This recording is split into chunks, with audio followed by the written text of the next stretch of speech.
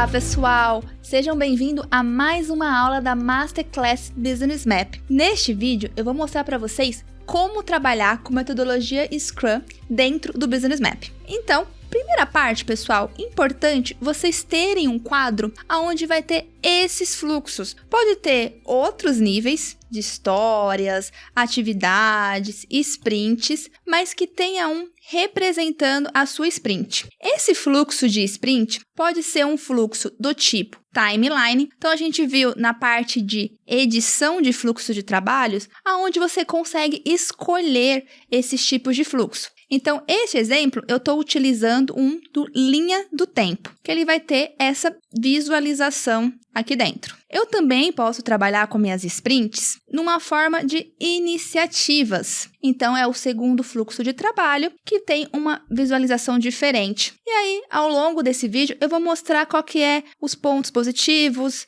e negativos que você pode ter em cada um desses fluxos. Começando aqui com a parte de timeline, uma das coisas que eu recomendo vocês criarem, um modelo que represente a sua sprint, porque assim facilita na próxima sprint que vocês forem criar, já vem com todas as informações necessárias. Então, quando você clicou aqui para criar uma sprint, ele já te trouxe o objetivo da sprint, critério de sucesso. Nesse exemplo, eu coloquei um whiteboard de retrospectiva. A gente vai ter um módulo só sobre whiteboards. Aí eu também coloquei alguns campos personalizados dos pontos, story points que você planejou para aquela sprint. O que você de fato conseguiu realizar e tem até um campo calculado aqui dentro para poder você medir o sucesso da sua sprint. Então, criada uma nova sprint, eu estou aqui numa sexta-feira e essa sprint vai começar aqui na próxima segunda. Eu posso colocar aqui o desejado, vou colocar aqui, começa no dia 3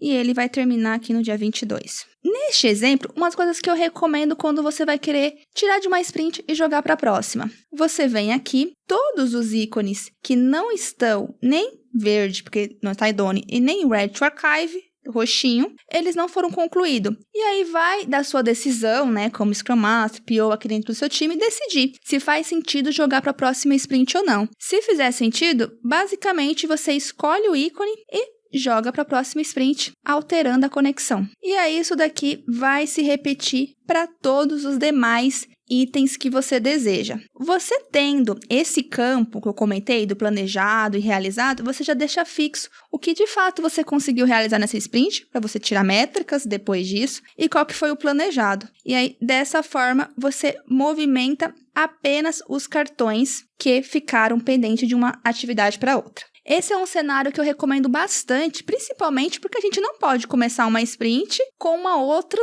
sprint aberta, com as atividades em andamento. É uma das questões aqui da metodologia. Mas caso aconteça esse cenário aqui nos times que você atua, uma outra recomendação que eu aconselho é vocês trabalharem com a parte do fluxo do tipo iniciativa. Por quê? Quando você utiliza esse tipo de fluxo de trabalho, você tem a opção de fechar a sprint com itens em abertos. E aí, neste cenário, mostrando aqui em histórias, eu tenho atividades que elas estão conectadas a duas sprints. Vai da escolha aqui da necessidade do seu dia a dia. Para eu conseguir fechar uma sprint ainda com atividades aqui em andamento, nessa parte de editar fluxos de trabalho, eu vim aqui em configurar regras integradas e eu desmarquei essas opções de não deixar terminar quando a atividade não foi terminada e assim por diante, tá? A gente viu isso na parte de edição de fluxo de trabalho, mas só para relembrar vocês. Então, aqui a gente tem a questão de diferentes sprints trabalhando. Dessa forma, dentro do próprio atividade, você já vai conseguir ver aqui em conexões como que está distribuído. Então, você consegue vir em conexões e separar os itens que fazem sentido para vocês. De repente, você quer ver por coluna. Então, você vem aqui, coloca o nome da coluna e faz por pontos. Então, o nome da coluna e eu trabalho aqui por story points. Então, eu posso depois adicionar também o ponto o campo tamanho. Ou ir pela quantidade de cartões, depende de como vocês estão atuando aí dentro. Então, feito isso, aqui ele deu que maior percentual aqui de pontos 3 já está arquivado os cartões. Essa também é uma forma de você verificar durante a sprint quantos que já estão concluídos, quantos que estão em andamentos e fazendo esse trabalho. Isso pode ser feito a cada uma das sprints, como eu fui comentando. Em ambos os cenários, tanto timeline ou esse de iniciativa, é interessante ter esse template para avaliar esses dados. E, fora tudo isso que a gente comentou, um último ponto bem interessante é você ter aqui dentro um dashboard. A gente vai ter um vídeo só sobre dashboards, mas é trazer as principais métricas que vocês avaliam dentro da sua sprint. Então, de repente, pode ser as próprias sprints em um gráfico e nas barras mostrar o percentual de conclusão, o sucesso.